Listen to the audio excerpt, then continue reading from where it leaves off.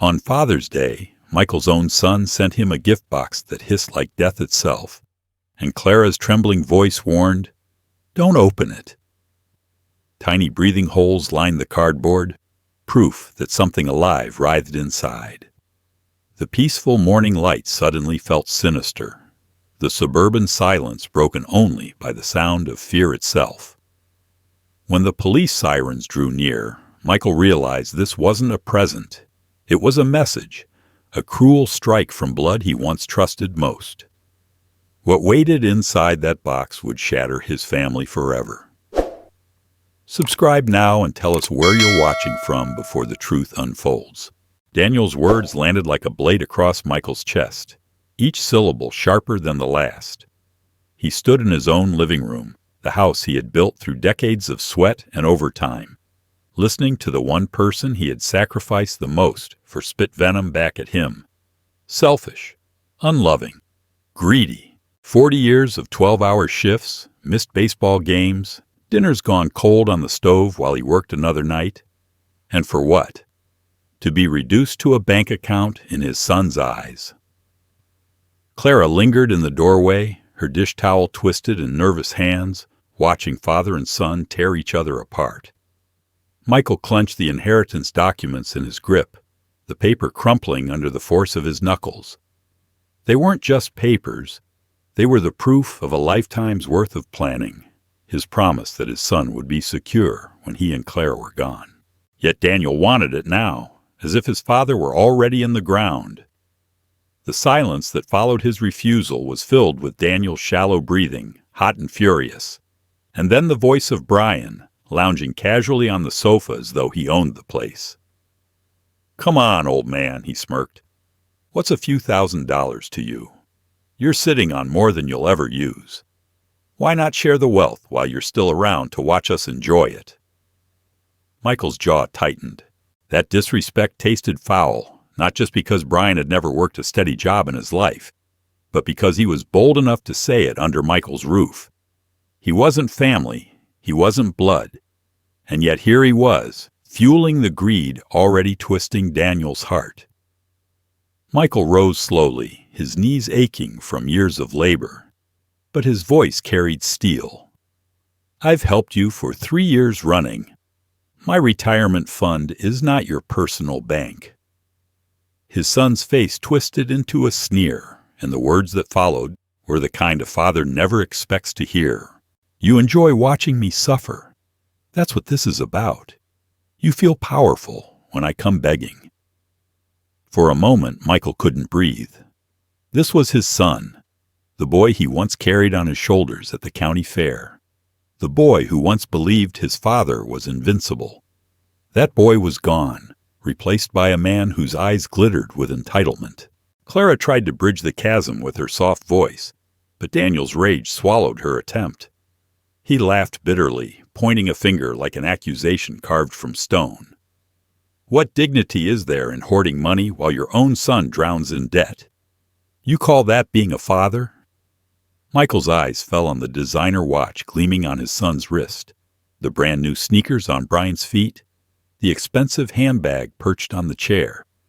Their version of drowning looked like luxury, and the realization turned his anger into something sharper than sorrow. The room became a battlefield without fists, the blows exchanged in words meant to wound. Daniel's accusations clung to the walls, each one striking at the foundation of fatherhood itself. Michael thought of the dollhouse he'd worked double shifts to buy, the car Daniel drove at 16, the tuition checks signed without hesitation. Every sacrifice had been made in silence, gladly borne for the sake of his child's future. And now, with nothing but contempt, that child was calling him a miser. The family photo on the mantel had fallen face down during the argument, its silver frame catching the light like a mocking grin. Michael bent and set it upright again, the gap-toothed smile of a little boy staring back at him, innocent and joyful. That boy was a ghost now, and the man standing before him was a stranger. When Daniel shouted again, demanding what he believed he was owed, Michael's resolve hardened. His hand shook only slightly as he pointed to the door. "Get out, both of you. This house is mine, Not yours. Not until I say so." The command hung heavy in the air. Daniel's eyes narrowed, glittering with something more dangerous than anger. Entitlement unmasked. "You'll regret this," he hissed. "When you're old, when you're sick, when you can't care for yourself. You'll wish you had me then." The cruelty was deliberate, meant to cut deeper than any insult, meant to plant fear. But Michael felt no fear now, only clarity. He opened the door wide, the night air rushing in with the scent of honeysuckle and laughter from neighbors living ordinary lives. For a moment, he wondered how long it had been since his own family had known such peace. The sound of Daniel's BMW tearing down the driveway echoed through the quiet street, leaving only silence in its wake. Clara's hand came to rest lightly on his arm, her eyes searching his face for something she didn't find.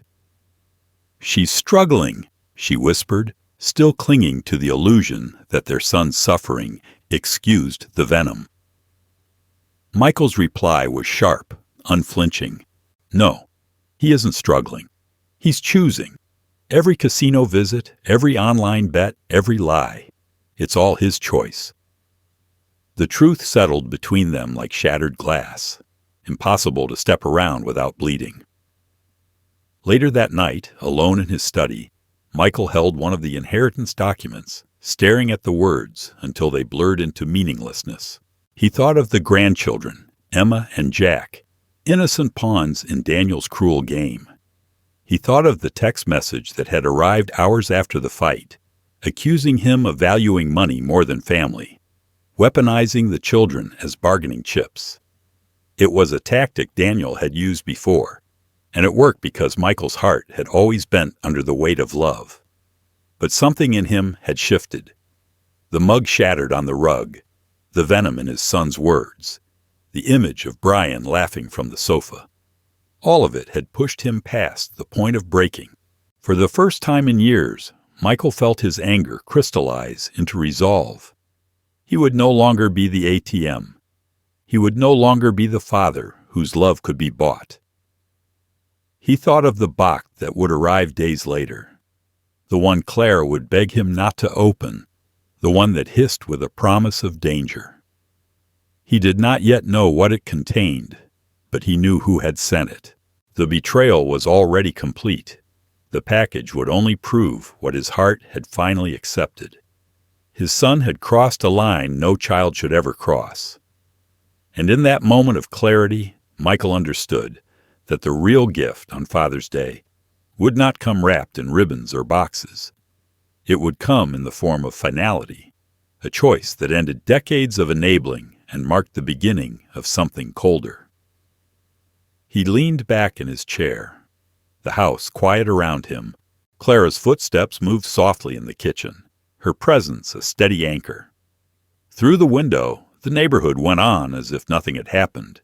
Families grilling in their backyards, children riding bicycles, lives untouched by the venom that had entered his. Michael closed his eyes, letting the silence press in. The words still burned in his ears, the accusations of selfishness, the cruel threats of abandonment. But beneath the sting, something else was rising. Not fear, not sorrow, but a calm steeliness he hadn't felt in years. The war for his dignity had begun in his own living room, but the battle was far from over. And as the night settled in, Michael found himself no longer afraid of what Daniel might do next. He was ready. The next move would come soon, wrapped in cardboard with small breathing holes, and the faint hiss of something alive inside. And when it did, the world would see just how far a father pushed too far was willing to go. Brian's voice carried the smug tone of a man who had never earned a dime he didn't leech off someone else. He leaned back on the leather sofa as if it were his own, arms stretched wide, grinning like he had discovered a joke at Michael's expense. "Old man," he said, letting the words hang in the air, heavy with disdain, "why keep all that money locked away when you'll be in the ground before long? Wouldn't it be smarter to hand it over now and actually watch us enjoy it?" The insult slithered into Michael's ears, each syllable sharp as glass. He wasn't just being dismissed as a father. He was being reduced to a vault, a walking ledger, a man whose worth was counted in dollars and nothing more. Michael's knuckles whitened as he gripped the arm of his chair. 43 years of sweat, 12-hour shifts, and bones that still ached from years of construction work, and this parasite had the audacity to call him a miser in his own home. His son sat beside Brian, silent at first, but his silence was consent. That silence told Michael everything he needed to know, that the respect he had earned, the sacrifices that had defined his life, were nothing but ashes in Daniel's eyes. Clara stood near the kitchen archway, wringing the towel in her hands, her gaze darting between her husband and son like someone watching a storm roll in, powerless to stop the thunder. Michael's chest tightened, not with fear, but with humiliation, the kind that bites deep and lingers long after the words are gone. He remembered when Daniel was 5 years old, tugging on his sleeve, asking him to play catch in the yard. He remembered the boy's laughter echoing down the street, the pride he felt handing over the keys to that first car, the long nights when he worked overtime so Daniel could go to college debt-free. Each memory collided with the present, where the same son now sat smirking with a leech by his side, daring to call him an old man hoarding money. The sting wasn't just in the words. It was in the betrayal, in the ungratefulness, in the way Daniel let Brian speak for him as if Michael's role as a father had expired. Michael rose slowly, joints stiff, but his posture straight, his presence filling the room with something harder than rage. His voice came out low, like gravel grinding under steel. I worked for every dollar in this house. I missed dinners, birthdays, vacations, so you could have everything you ever wanted. You call that hoarding? You call that greed? His eyes burned into Daniel's, searching for the boy who used to look at him with admiration, searching for anything that might resemble shame. But Daniel didn't flinch. He leaned forward instead, smirking like a man who thought he held the power now. The words that followed hit harder than fists. Maybe we wouldn't be in debt if you weren't so selfish. Maybe if you actually cared about family, you'd stop acting like your money matters more than we do. Michael's breath caught for a moment. That was Daniel's voice, his own son, echoing the parasite's cruelty, striking at the heart of a man who had spent his life providing. Clara stepped closer, her voice soft but trembling. Daniel, please, this isn't fair. Your father has always... But her plea was drowned out by Brian's mocking laugh. Look at him, Clara. He thinks he's some hero because he worked a job. Big deal. He's just another old man afraid to let go of control. Michael's gaze snapped to Brian, the weight of his fury pressing like a storm about to break. Never in his life had he been spoken to with such contempt under his own roof. Not by colleagues, not by strangers, and certainly not by someone who lived off handouts. The disrespect was complete, but what cut deepest was Daniel's nod of agreement, his smirk of approval, the way he let his father be humiliated without lifting a hand to stop it. The air in the room turned heavy, the silence between words louder than the insults themselves. Michael straightened his back, every line of his body radiating the dignity they were trying to strip away. His voice, when it came, was sharp enough to slice through the mockery. You may see an old man, Brian. You may even see a fool. But I promise you this. What you're about to see is a father who will never again allow himself to be treated as a wallet. You've mistaken love for weakness. You won't make that mistake again. The temperature in the room shifted. Brian shifted uncomfortably, but Daniel only smirked harder, like a gambler doubling down on a losing hand. He opened his mouth to unleash another accusation, but Michael was already moving, not with fists or fury, but with something colder. He walked to the front door and swung it wide, the cool night air rushing into the house. "Get out," he said, his voice carrying the finality of a judge's gavel. Daniel hesitated, the challenge sparking in his eyes. But Brian rose first, muttering curses under his breath. Daniel followed, slow, deliberate, as if each step was meant to show defiance. At the threshold he turned, his eyes gleaming with venom. "You'll regret this," he hissed. "When you're too old to stand, when you need me, you'll wish you hadn't pushed me away." The door slammed behind them, rattling the frame. Silence rushed in, thicker and heavier than before. Michael stood with his hand still on the brass handle, his breath steady, his heart pounding with the weight of everything that had just happened. Clara approached him slowly, her eyes full of tears she hadn't let fall. "Michael," she whispered, "what just happened?" He didn't answer right away. His gaze fixed on the family photo on the mantel, the one that had fallen earlier, now upright again. The smiling boy in the picture stared back at him, gap-toothed, innocent, his arms wrapped around his father's neck. Michael's throat tightened. That boy was gone, replaced by a man who saw his father as nothing more than a paycheck. He finally turned to Clara, his voice quieter now, but no less sharp. "We enabled him for too long. We let him believe there would never be consequences." She nodded slowly, her hands trembling against his arm. He reached down and picked up one of the scattered inheritance papers, the words blurring, but the meaning crystal clear. For years he had prepared for Daniel's future, protected him against a world he thought was too harsh. Now he realized the real danger had been inside his own home all along. The night outside was quiet, neighbors laughing in their yards, children chasing fireflies under street lamps. Normal families, ordinary evenings untouched by betrayal. Michael closed the door and let the silence of his house settle again, but the humiliation still burned like a brand on his chest. Every word from Brian, every smirk from Daniel, echoed inside him like poison he couldn't spit out. Yet beneath the sting, something else was forming, something stronger than humiliation. It was resolve, hard and cold, born from the ashes of respect that had been trampled. He walked to his study, the lamp casting long shadows across the walls, and sat heavily in his chair. The papers on his desk weren't just legal documents anymore. They were blueprints for the next battle. His son and his son's parasite thought they had won tonight, thought they had stripped him of dignity. But they were wrong.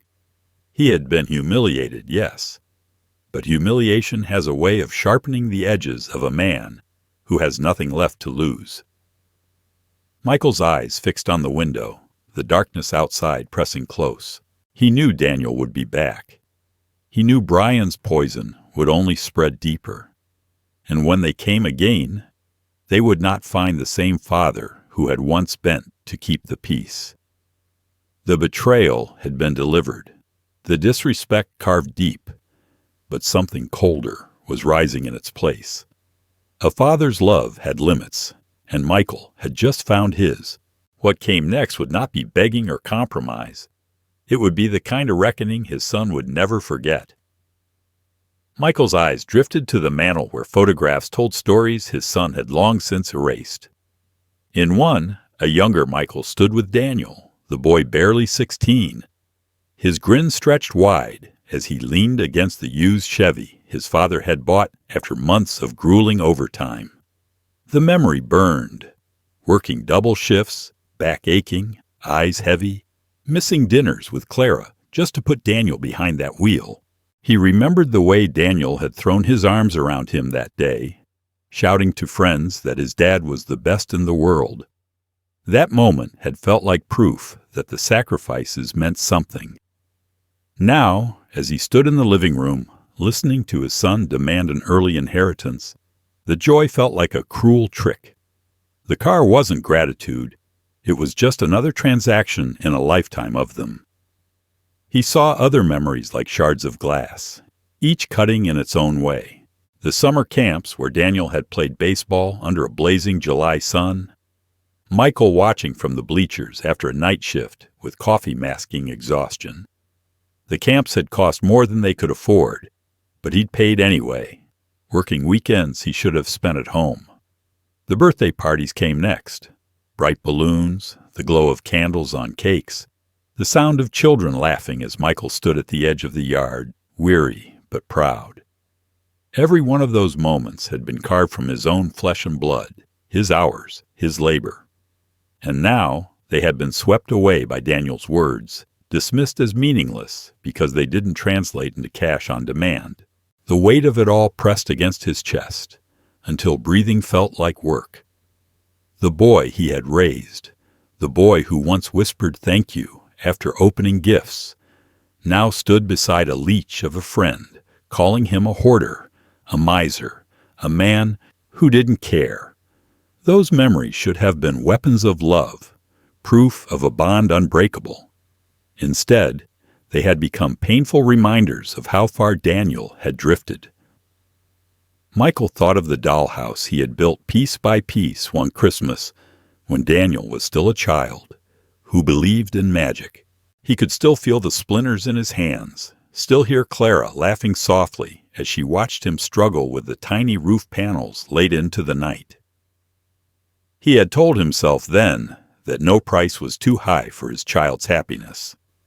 Now, the very child he had bled for twisted that devotion into weakness. Clara stepped into the room, her eyes glistening with the same memories, though she didn't speak. She didn't have to. He knew she was remembering too. The pink pajamas on Christmas morning, the way Daniel used to run barefoot through the house clutching toys as if they were treasures. They had built an entire life around him, and in return, he had handed them accusations sharp enough to shatter glass. Michael's throat tightened, his voice low and hoarse when he finally spoke. All those nights, all those years, and it means nothing to him. Nothing. The silence that followed was heavier than the insults had been. Clara reached for him, her hand light on his arm. But he pulled away gently, lost in the storm of his own thoughts. The humiliation from Brian's mockery was still fresh, but the heartbreak went deeper. It wasn't just disrespect. It was erasure. It was the realization that the ledger of sacrifice he had kept in his heart had been torn up and thrown aside. To Daniel, those years had no value unless they could be cashed out now. That truth left Michael feeling hollow, like a man who had built a house of stone, only to watch his son set it on fire without a second glance. The ache of betrayal twisted sharper as he remembered the promises he once made to himself. He had sworn Daniel would never go without, not the way he had growing up. He had sworn his son would have more, be more, live more. And in chasing that dream, he had given away pieces of himself he could never reclaim. His body bore the scars, his marriage carried the strain, and his soul carried the quiet weight of choices made for love. But standing there now, with his son demanding and his son's friend laughing, it all seemed to have vanished into smoke. He walked to the window, the night pressing against the glass, his reflection staring back at him. The man in the pane looked older than he remembered, lines cut deep around his mouth, shoulders sagging under invisible weight. He wondered if Daniel ever saw that man, or if he only saw the bank account that kept him afloat. Behind him, Clara whispered his name, but he couldn't answer. His heart was too full of memories, each one poisoned now by the realization that they didn't matter. And yet, beneath the heartbreak, something else stirred. It was faint, fragile, but it was there. A spark of anger not born from humiliation this time, but from grief sharpened into steel. If everything he had done was invisible, if every sacrifice was meaningless, then perhaps it was time to stop sacrificing altogether. Perhaps the greatest mistake he had made was believing that love required endless giving without consequence. Daniel had mistaken generosity for weakness, had mistaken devotion for servitude, and Michael realized with a clarity that chilled him that illusion ended tonight. The mantel clock ticked softly, marking the slow passage of time as if mocking the years already spent. Michael closed his eyes, letting the memories roll through him one last time. The first car, the camps, the birthdays, the laughter. He let them cut him, wound him, bleed him out until there was nothing left to ache over. When he opened his eyes, the pain was still there, but it was joined by something stronger, colder, a resolve that no insult could crack. He turned from the window, his voice steady now, stripped of despair. "No more," he whispered, not to Clara, not to the empty room, but to himself. The heartbreak was real, the nostalgia unshakable, but it no longer chained him. His son could dismiss the past, erase the sacrifices, twist the truth, but he could not control what came next.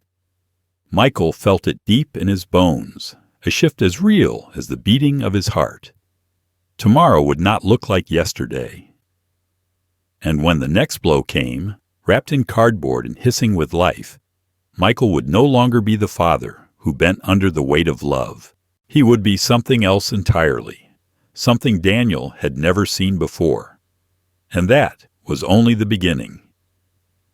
The package sat on the coffee table like a predator disguised in cardboard, its ordinary brown edges hiding something that pulsed with menace. Michael stared at it, his pulse ticking faster than the mantel clock across the room. Clara's voice had been little more than a whisper, but it echoed in his mind with terrifying clarity. "Don't open it. Can't you see the holes?" At first, he thought she was imagining things, but when his eyes focused, he saw them too. Tiny punctures, deliberate, uniform, punched into the sides just large enough for air to pass through. Breathing holes. The word itself made his skin crawl. Whoever had sent this box had ensured that whatever was trapped inside could survive long enough to be delivered straight to their living room. Michael's mouth went dry as he leaned closer, hearing it then, faint but unmistakable. A hiss. It wasn't the release of air or the shifting of cardboard. It was alive, coiled in the dark, waiting. His safe suburban home, the one with its white trim and carefully kept lawn, suddenly felt like the stage for something sinister. The air seemed colder, the sunlight through the blinds weaker, as if the entire world had dimmed to spotlight that unholy box. Clara gripped his arm, her nails digging through the fabric of his sleeve. She didn't need to say another word. He felt her fear vibrating through her touch. For a moment, Michael was transported back to every sacrifice he had made, every memory he had carried of Daniel as a boy. The laughter, the baseball games, the Christmas mornings, none of it could protect him now. His son was not sending love, not sending warmth. He was sending a message, something wrapped in cruelty and sealed with hate. Michael's chest tightened as the truth pressed down on him. His own child had turned his home into a hunting ground. Clara stepped back, her eyes locked on the box as though it might leap off the table. The hissing came again, longer this time, accompanied by a faint rustle, as if scales dragged against cardboard. The sound filled the room, spreading into every corner, turning familiar walls into unfamiliar shadows. Michael swallowed hard, his voice low, almost a growl. "It's alive!" The words felt foreign, unreal, but there was no denying them. Clara's lips trembled as she nodded, her face pale. "Call someone," she whispered, urgency cracking her voice. "Now!" His hand shook as he pulled his phone from his pocket. Numbers blurred on the screen, but muscle memory guided him to dial 911. Each ring stretched forever until the dispatcher's calm voice answered. Michael spoke quickly, his words tumbling out, describing the breathing holes, the sound, the terror sitting only feet away from them. The dispatcher asked what kind of sound. He glanced at Clara, who mouthed the word neither of them wanted to say. Snake? His throat tightened, but he forced it out. "Hissing," he said, his voice rough. like a snake. The dispatcher instructed them to keep their distance, to stay in the house but not to touch the package. Officers were on the way. Michael ended the call, but his heart didn't slow. 10 minutes, that's what they'd said. 10 minutes to wait with something alive and unknown, maybe venomous, crouched in the center of their living room. Clara and Michael backed away together, their eyes fixed on the box. The house they had lived in for decades, the walls they had painted, the furniture they had chosen, no longer felt like a home. It felt like a trap. Each hiss reminded Michael of the betrayal festering in his blood. His son had always been reckless, but this wasn't recklessness. This was deliberate. The timing was too perfect, the delivery too careful. Father's Day, a day meant for honor, twisted into something poisonous. He clenched his fists, his fear battling with fury. The boy he had once carried on his shoulders had now carried malice into his house in the shape of a snake. The realization hollowed him out. Through the window he caught sight of normalcy, neighbors walking their dog, children pedaling bicycles, laughter drifting across yards. Their world was intact, untouched, while his cracked apart inside the four walls he had fought to protect. He felt exposed, targeted, stripped of the illusion of safety. Clara's hand found his again, and he gripped it tightly, drawing strength from her steady presence. They had faced hard years before, but this was a different kind of war. The minutes dragged. The rustling grew louder, more insistent. Michael imagined the creature inside, coiled and agitated, striking at the cardboard, searching for escape. Each sound was a countdown, a reminder that danger was only a few feet away. Clara's breath quickened, sharp and uneven. Michael tried to calm her, though his own voice betrayed him. It'll be fine. The police will be here any second. But even as he said it, doubt gnawed at him. What if it broke free before then? What if the venom was already seeping through tiny cracks? The doorbell's sharp ring shattered the silence. Relief surged so fast it nearly buckled his knees. He pulled open the door to find Officer Reeves, tall and solid, his presence filling the doorway like a shield. The officer's eyes scanned the room instantly, reading the fear etched into Michael's face. "Where's the package?" Reeves asked, his tone calm, commanding. Michael led him to the living room, every step echoing in his ears. The officer crouched near the coffee table, his latex-gloved hands steady as he examined the box. He didn't touch it, only leaned close enough to hear what Michael and Clara already knew. The hiss.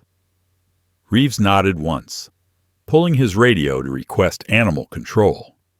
Michael watched as the officer worked with clinical calm, but his mind refused to quiet. He kept seeing Daniel's face, hearing his words, the cruelty of being called selfish, unloving. Now that cruelty had taken shape, alive, venomous, sent in a box timed to arrive when he would be home, when he would be vulnerable. Michael's stomach twisted with dread, but beneath it something darker stirred.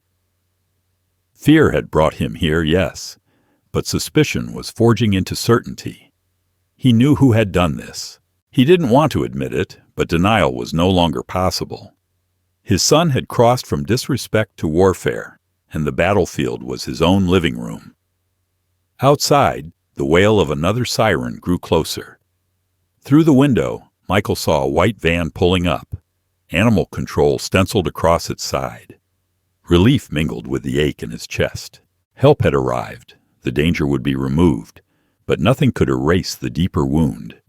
He had looked danger in the face, wrapped in cardboard and sealed with tape, and he knew it hadn't been sent by a stranger. It had come from his own blood. The hiss echoed again, sharper this time, like a warning. Michael stared at the box, his jaw tight, his breath steady. Fear still gripped him, but suspicion had hardened into something unshakable. This wasn't just a package, it was a declaration. And once the officers carried it out of his home, Once the snake was gone, he knew the real confrontation still waited ahead. What his son had sent wasn't the end. It was the beginning. Officer Thomas Reed stepped into the living room with the measured calm of a man who had seen too much and learned never to flinch. His boots barely scuffed the hardwood as he crossed to the coffee table where the box sat waiting, innocent in appearance but alive with menace. He crouched low, head tilting as the faint hiss cut through the quiet. His jaw tightened ever so slightly, the only sign that he recognized the sound for what it was. "You did the right thing calling," he said, his tone steady, almost reassuring. "It's likely a snake. Usually non-venomous in situations like this, but we'll treat it as dangerous until proven otherwise." Clara pressed a hand to her chest, her relief so sharp it was almost painful. Michael, however, felt no such easing. Yes, the officer had confirmed their fear. Yes, help was here. But the true danger wasn't coiled inside that box. The true danger had his blood, his name, his history. As Officer Reed radioed for animal control, Michael's eyes never left the package. The cardboard edges looked thinner now, weaker, as if they might tear under the shifting weight inside. He thought about the hands that had taped it shut, the mind that had planned its arrival. The betrayal felt heavier than the possibility of venom, heavier than the hiss that punctured the silence. He remembered Daniel's face, twisted in contempt, the words that had cut him deeper than any blade: selfish, unloving, greedy. He had dismissed his sacrifices as if they were worth nothing. And now, days later, this box had arrived like proof that the disdain wasn't just spoken, it had become action. The officer straightened, his voice level as he explained that animal control was 20 minutes out. "We'll keep it contained until then," he said, moving with efficient purpose. But Michael barely heard him. He was staring at the breathing holes, the deliberate precision of them, the quiet cruelty of whoever had punched them in. He imagined Daniel at a counter, handing over money for the creature inside, his friend Brian laughing beside him, both of them so sure of their power. The thought tightened Michael's chest, rage clawing at his ribs. The betrayal pressed harder than fear ever could, and it carried a weight he wasn't sure he could set down. Clara stood close, her eyes wide, her body trembling under the strain. Michael reached for her hand, not because he felt steady, but because he needed her to feel less alone. Her grip was ice cold, her fingers digging into his palm. "It's him," she whispered, her voice breaking. "It has to be him." Michael didn't respond. He couldn't bring himself to speak the truth out loud, because once it was named, it would become real. And real meant there was no going back to excuses, no going back to pretending their son was simply misguided. Another hiss slithered from the box, sharper this time, as if the creature inside had sensed their tension. Officer Reed shifted closer, pulling on gloves, his eyes alert, his hand resting on the radio at his shoulder. "Stay back," he instructed, his tone calm but carrying authority. Michael and Clara obeyed, but the distance didn't ease the dread. Every breath they took seemed to echo. Every second stretched taut as wire. Outside, the quiet of their neighborhood went on undisturbed. Laughter drifting from a neighbor's yard, a dog barking in the distance. Normal sounds in a normal world. While inside, their lives were being rewritten by betrayal, too sharp to ignore. Michael felt the memories rising again, unbidden. Daniel's first baseball glove, worn smooth by hours of play, bought after weeks of overtime. The car, the camps, the birthdays, every sacrifice stitched into the fabrics of his life, all dismissed, all erased. And now this, a living weapon delivered to his door, wrapped as a gift, but meant as punishment. He wanted to shout, to tear open the door and demand answers. But all he could do was stand still. the weight of betrayal pinning him to the floor harder than any venom could. The minutes crawled. Clara whispered a prayer under her breath, her lips trembling with each word.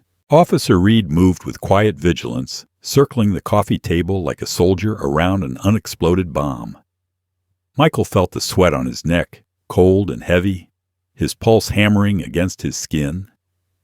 Every sound from the box was a reminder, every shift inside proof that danger was real, but none of it compared to the danger inside his heart. It wasn't the snake that terrified him. It was knowing who had sent it, knowing that his own son had crossed a line that no family bond could justify. Finally, headlights cut across the window, a white van pulling into the driveway. Animal control. Relief surged through Clara, visible in the way her shoulders sagged, but Michael remained rigid. Even as the specialist entered, even as equipment was laid out with professional precision, Michael's eyes stayed locked on the package. He barely heard the calm explanations, barely saw the practiced movements. The betrayal inside him drowned everything else. He thought of Daniel's voice, the threat that he would regret refusing him, the hiss of anger in his words. Now that hiss had become real, slithering inside cardboard, delivered to prove just how far his son was willing to go. When the animal control officer finally lifted the box with steady hands, when the hiss grew louder and the rustle confirmed the creature's agitation, Michael's breath caught. The truth was undeniable. His home had been violated, his trust shattered. Clara clung to him as the officer carried the box outside, but Michael didn't move. He stood frozen, his jaw clenched, his heart a storm of grief and fury. Relief should have been the only emotion, knowing the danger was being removed. But it wasn't. Relief mingled with dread because the snake was only a symptom. The real venom lived in his son's heart. The van door slammed, the sound sharp in the quiet street. The officers exchanged words, professional and precise, but Michael barely listened. His gaze lingered on the space where the box had been, the coffee table now bare, the air still heavy with the memory of hissing. He knew what came next would not be handled by professionals with gloves and carriers. What came next would be between father and son, between blood and betrayal. And as Michael stood in his living room, the night pressing close against the windows, he felt it deep in his bones. The true confrontation hadn't even begun. The corn snake slid from the cardboard with a slow, restless movement, its orange and brown scales catching the light as the animal control officer gripped it firmly with gloved hands.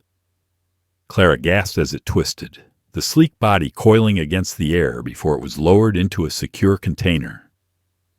The officer's voice was calm, almost detached, assuring them the reptile was non-venomous, a common species often sold as a pet. But Michael couldn't hear reassurance in those words. All he heard was the sound of betrayal hissing from the box that had invaded his home.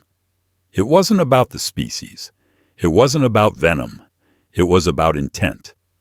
Someone had paid for this snake, kept it alive in transit, and ensured it reached his front door on Father's Day. That wasn't a prank. That was cruelty carved into action. The officers left, and silence fell heavy over the house. Clara busied herself in the kitchen, her hands moving faster than necessary, the way she always did when fear clung too tightly. Michael sat alone in the living room, the space around him feeling altered, as if the walls themselves had soaked in the venom of the morning. He looked at the coffee table, now bare, disinfected, harmless in appearance, but the memory of that hissing box would never be scrubbed away. His thoughts circled the same truth, the same unbearable possibility. He needed to hear it. He needed to know. With hands steadier than he expected, he picked up the phone and scrolled to Daniel's contact. The smiling photo stared back at him. A younger Daniel holding a beer, his arm thrown carelessly around Brian's shoulders.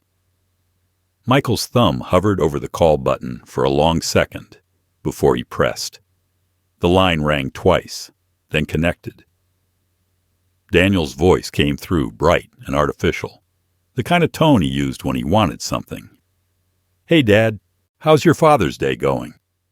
Michael's breath caught. The words twisted like a knife. "How's your Father's Day going?" If Daniel was innocent, it was natural. If Daniel was guilty, it was mockery. Michael forced his tone into something neutral. "It's been interesting.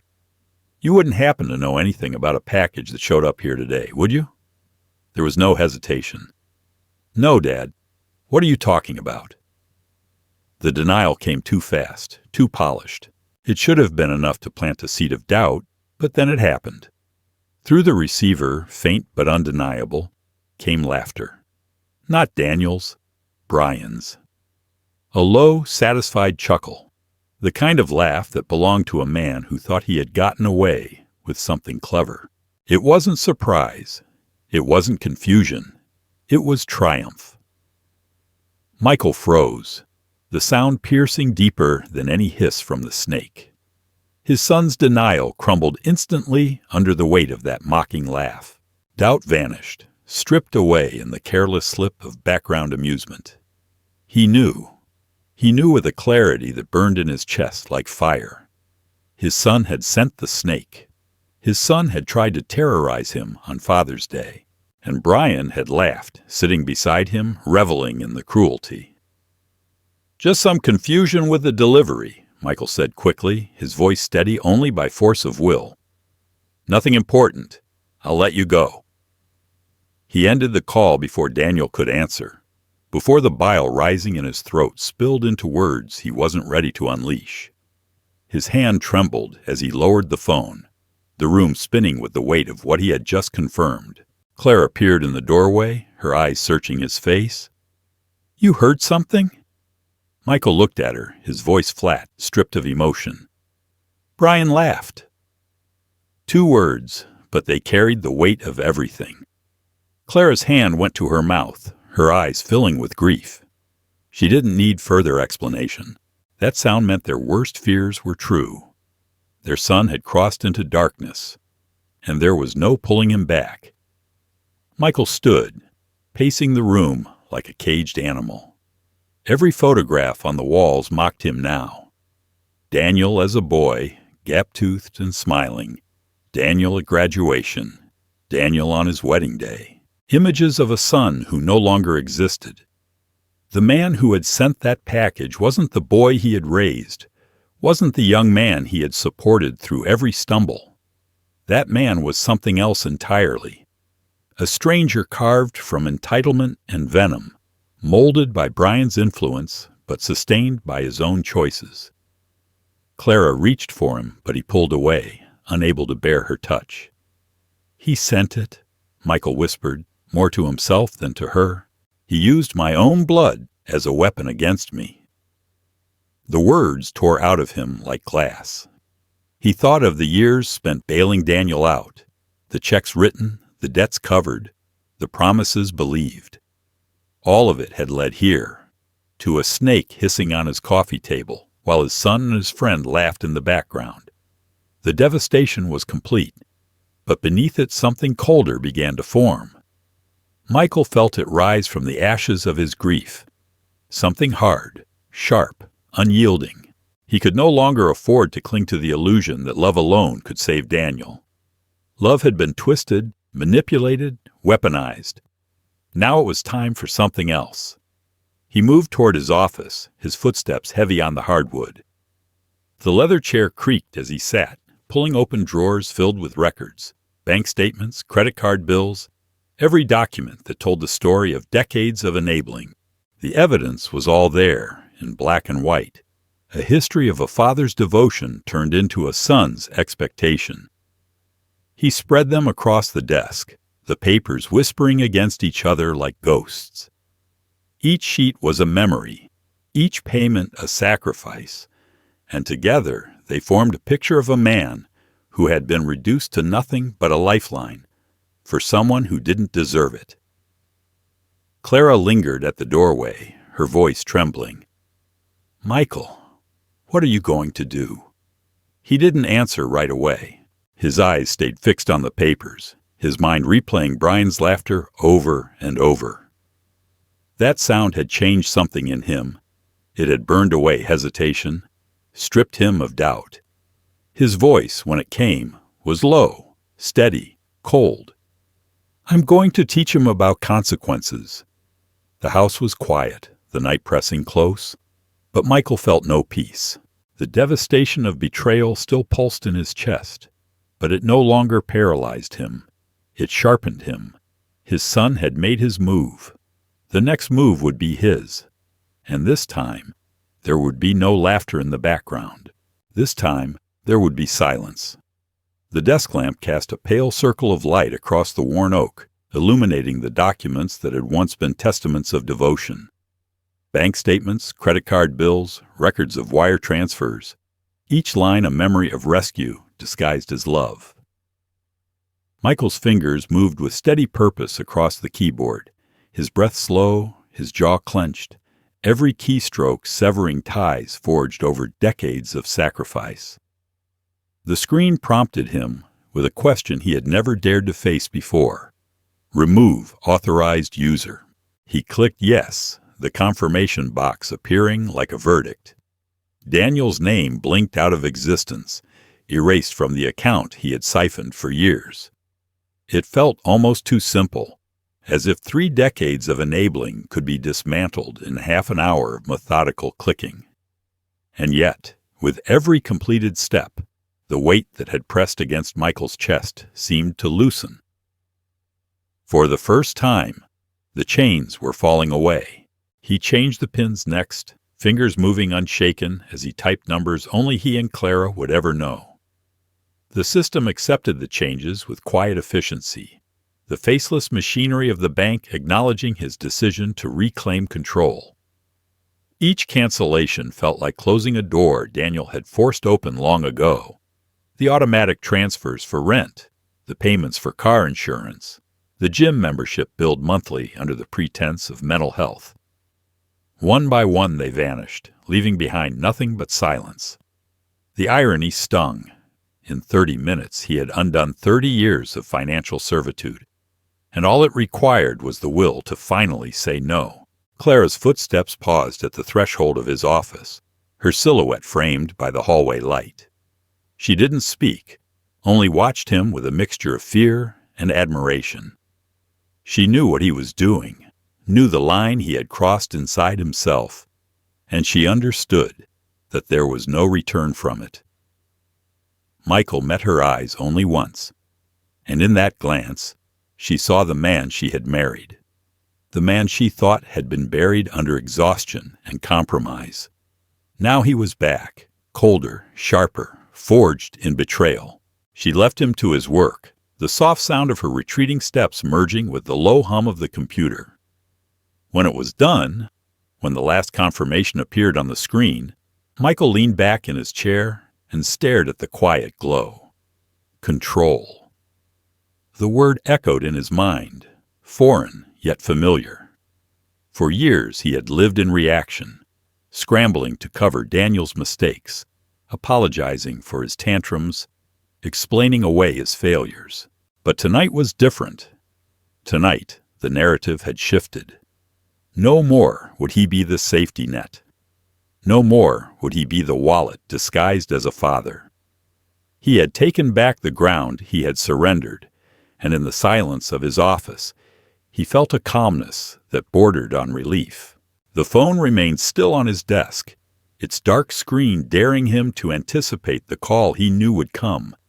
He could almost hear Daniel's voice, sharp with panic, demanding answers. He could almost hear Brian's sneer bleeding through the background, mocking him as they had mocked him all week. Michael's lips curled in something that wasn't quite a smile, more the grim acknowledgement of a man ready for battle. Let the phone ring. Let the storm come. He was ready now. He rose from the chair and crossed to the window, the night pressing against the glass like an accomplice. Outside, the world remained unchanged. Neighbors grilling dinner, porch lights glowing, families laughing in houses untouched by betrayal. It all looked so normal, And yet inside his home, the air carried the weight of transformation. Michael pressed a hand against the cool pane, the reflection staring back at him not of the weary father who had once bent under every demand, but of a man who had finally found the steel buried beneath years of sacrifice. He thought again of the snake, the hiss in the box, the way Brian had laughed when Daniel lied. That sound would never leave him.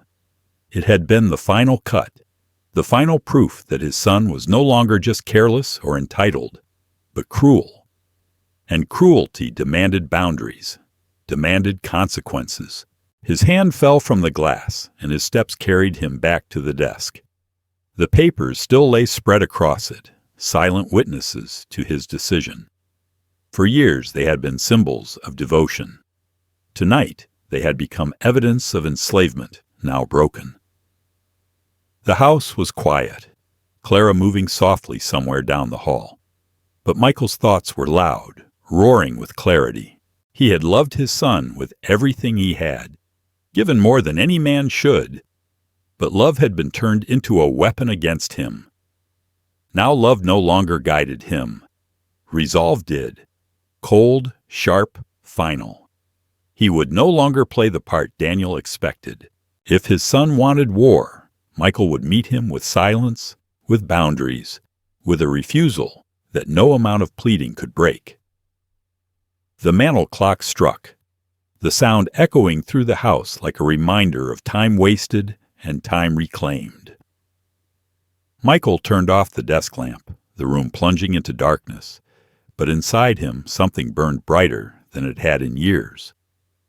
The devastation had hardened into determination, and the fear that had once kept him bound was gone.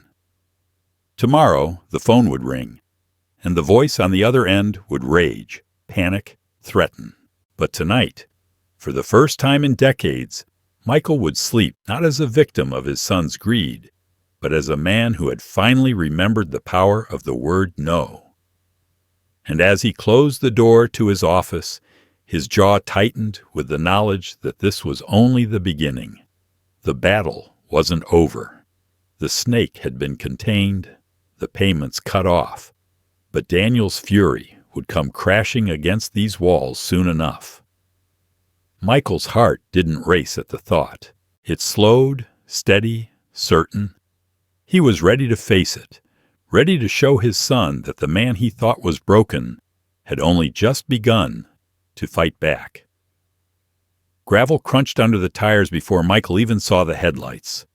He knew that sound, the hurried aggression and the spin of rubber, and when the car stopped hard at the end of the drive, dust lifting into the evening air, he already knew who it was. The doors slammed one after another, sharp as gunshots. Daniel and Brian stormed up the driveway, shoulders squared, voices raised before they even reached the porch. Their words clashed together, an ugly chorus of demand and entitlement. Michael stayed where he was, standing on the top step with the porch light casting a glow behind him like a halo he didn't believe in anymore. He felt no tremor in his legs, no hesitation in his breath. The time for fear had passed. What stood in him now was colder, heavier, like steel left out in the frost. Daniel's face twisted as he approached, veins tightening along his neck, his voice carrying the venom of a man who thought anger was the same as power. "You think you can just cut me off? You think you can humiliate me like this?" His words spit into the night, his hands gesturing wildly, pointing at his father like an enemy. Brian stood just behind him, lips curled in a smirk, the same smirk Michael had heard through the phone days earlier. He didn't need to speak. His presence alone was fuel to Daniel's fire, whispering that cruelty was strength. Michael's gaze never left his son. He remembered the boy who once clung to his leg, begging him not to leave for work. He remembered the teenager whose face lit up when handed car keys, who once believed his father could move mountains. That boy was gone, replaced by this man whose eyes burned only with greed. The grief of that loss had already hollowed Michael out. All that remained was clarity. Daniel's voice grew louder, his words slashing the night air.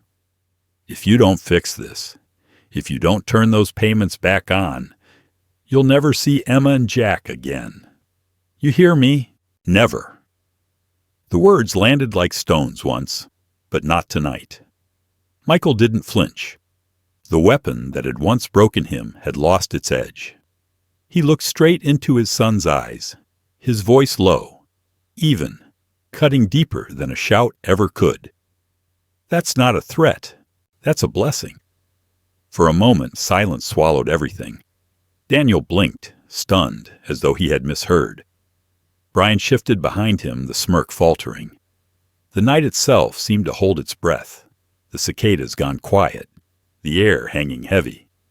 Clara, watching from the window just inside, covered her mouth with trembling hands. She had never heard her husband speak like that, never seen him so utterly unshaken in the face of cruelty. Daniel sputtered, trying to gather his rage, but the power had already shifted. Michael's words had severed the last rope binding him to guilt. He was no longer a man bargaining for scraps of peace. He was a man who had seen the truth and chosen dignity over manipulation. The look in his eyes told Daniel that no plea, no threat, no mention of grandchildren could bend him again. Michael stepped down one step, the wood creaking under his weight, closing the space without raising his voice. "I gave you everything. I worked until my body broke. I missed time I can't get back. I paid for every mistake you made, and you gave me this." He gestured toward the driveway, toward the anger that had replaced gratitude, toward the absence of love where family should have been. "You sent me a snake in a box, Daniel. You laughed with your friend while you tried to break me. Do you think that makes you strong? It makes you pitiful." Daniel's jaw clenched, his fists balling at his sides, but the fire in his eyes flickered. Brian muttered something under his breath, but even his bravado seemed thinner now, as though the foundation had shifted beneath them. Michael stepped down another stair, his shadow stretching long across the gravel. "I am done," he said, each word deliberate, measured. "No more money, no more excuses, no more pretending you're still the boy I raised. You made your choice. Now you'll live with it." The night air carried his voice across the yard, final and unyielding. Daniel opened his mouth, but no words came. He looked smaller suddenly, not in body but in spirit. A man stripped of the weapon he had always counted on, his father's endless forgiveness. Michael turned his back, the ultimate dismissal, and walked to the door. Behind him, he heard Brian's voice rise, urging Daniel to push harder. But Daniel's silence cut through the noise. Clara stepped aside as Michael entered, her eyes wet with both fear and awe. He closed the door, the sound echoing like a seal, shutting out the chaos of the driveway. His shoulders sagged then, the weight of years pressing down. But the clarity remained. He had chosen the harder path, the lonelier one, but it was the only one left.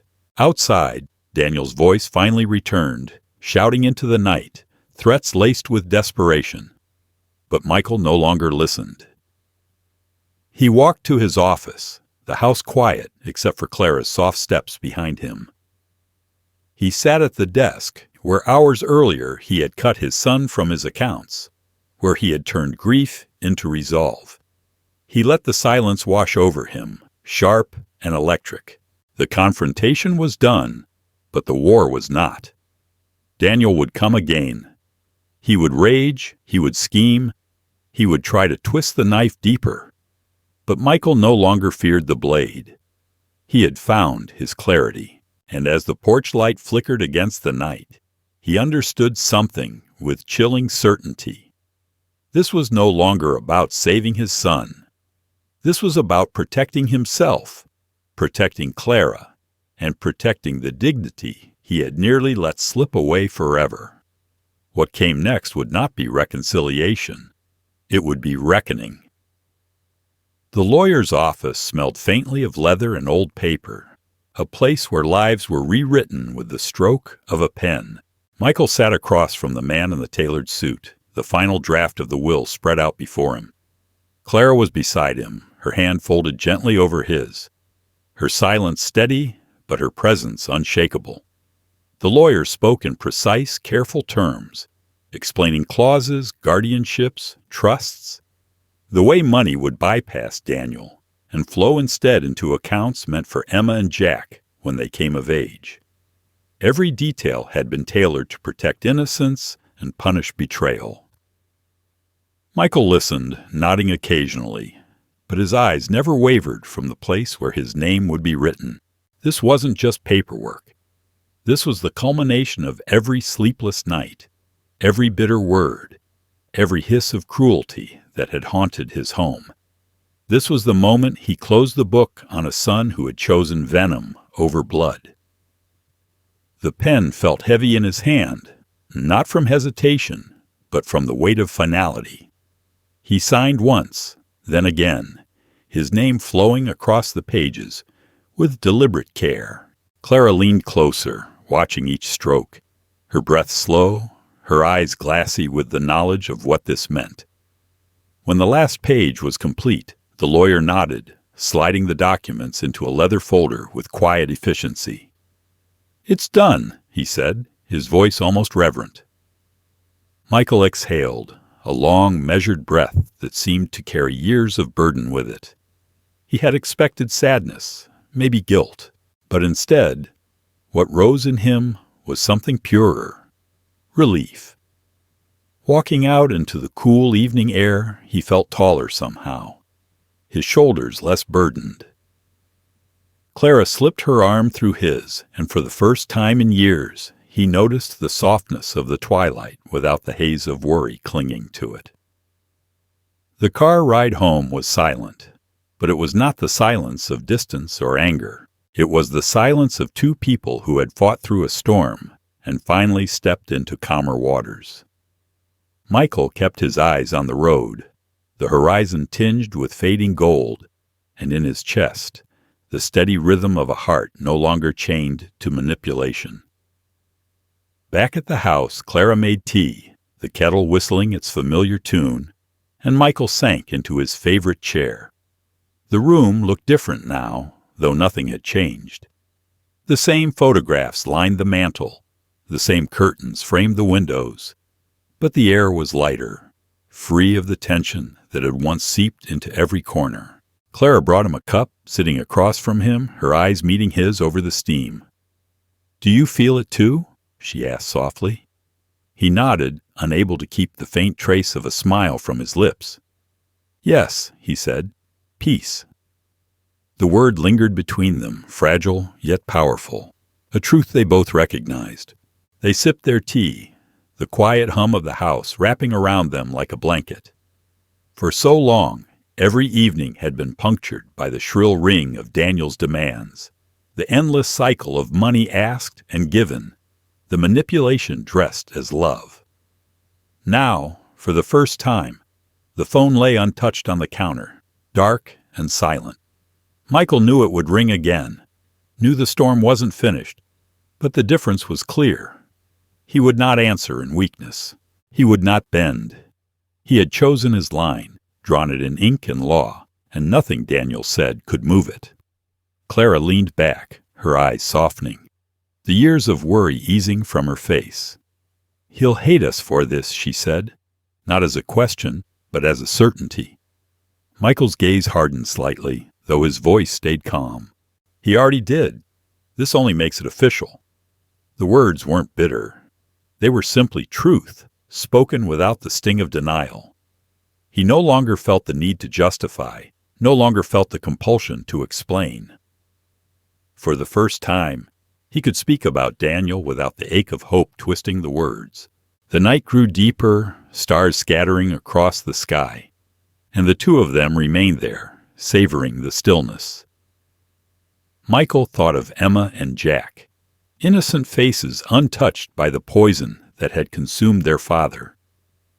The will meant they would have something to hold on to one day, something that didn't come from manipulation or cruelty. It was a way of ensuring that the best of him, the best of Clara, would reach them, even if Daniel tried to block it. That thought warmed him more than the tea in his hand. He rose eventually, walking to the study, pulling open the drawer where he had once kept the folder of Daniel's bills, the endless paper trail of rescues. The drawer was empty now, cleared out the night before. He slid in the copy of the will, closing it with a sense of finality. It was done. The years of bleeding out piece by piece were finished. He had reclaimed what was his, reclaimed his dignity, reclaimed his peace. When he returned to the living room, Clara had dimmed the lamps, the soft glow casting her face in gentle light. He sat beside her, their shoulders brushing, and for the first time in years, they talked not of fear or betrayal, but of ordinary things, the neighbor's new puppy, the flowers that needed pruning, the trip they might take when spring came. It was small, simple, but it was freedom. As the clock ticked toward midnight, Michael felt the weight of fatigue settle in. But it was not the crushing exhaustion of years past. It was the natural tiredness of a man who had finally laid down a burden he should never have carried alone. He stood, helped Clara to her feet, and together they walked to bed. The house was quiet, truly quiet, and he knew that in the morning the sun would rise on a life no longer dictated by his son's greed. Lying in the dark, listening to Clara's breathing beside him, Michael let his eyes close. For years, sleep had been restless, broken by anxiety, haunted by the thought of what new demand might come tomorrow. Tonight was different. Tonight he slept deeply, peacefully, without the shadow of manipulation hanging over him. And as he drifted into that rare stillness, one truth settled in his chest, with final certainty. He had not lost his son. His son had lost him. And that loss was no longer his burden to carry. Life often teaches us that love without boundaries can become a burden, not a gift. Michael's story is a powerful reminder that sacrifice should never be mistaken for weakness, and respect cannot be bought with endless giving. For many parents, especially those who have given decades of their lives to their children, it is painful to accept that sometimes love is not returned in kind. Yet there comes a time when self-respect must take precedence over misplaced loyalty. Setting firm boundaries is not abandonment. It is an act of dignity, a declaration that your worth is greater than someone else's demands.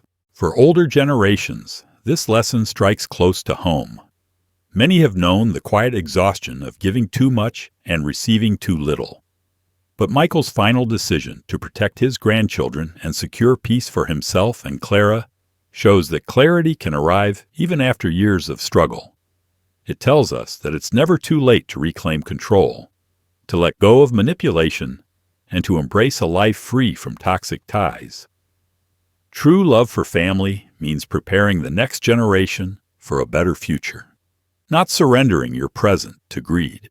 If this story resonates with you, share your thoughts in the comments and subscribe for more powerful life lessons that speak to the heart.